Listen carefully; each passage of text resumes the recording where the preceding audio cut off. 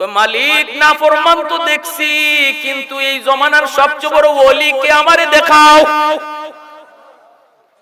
আল্লাহ বলে যেখানে সকালে দাঁড়াইছো এখানেই যা দাঁড়াও, দেখবা ওই দিক থেকে একটা মানুষ আসতেছে, এই হলো জমানার সবচেয়ে বড় ওলি। মুসা আলাইহিস সালাম তিনি ওখানে যায় দাঁড়ালেন, দাঁড়ায় অপেক্ষা করতেছেন জগতের শ্রেষ্ঠ ওলিকে তিনি দেখবেন, যার উপরে আল্লাহ পাক এত খুশি এত খুশি। হঠাৎ করে তাকায় দেখেন আল্লাহু আকবার, আল্লাহু আকবার। সকালবেলা যেই মানুষটা দুনিয়ার সবচেয়ে বড় নাফরমান হইয়া এই দিকে গেল, বিকাল বেলা ওই মানুষটাই জগতের সবচেয়ে বড় ওলি হইয়া ফিরতেছে।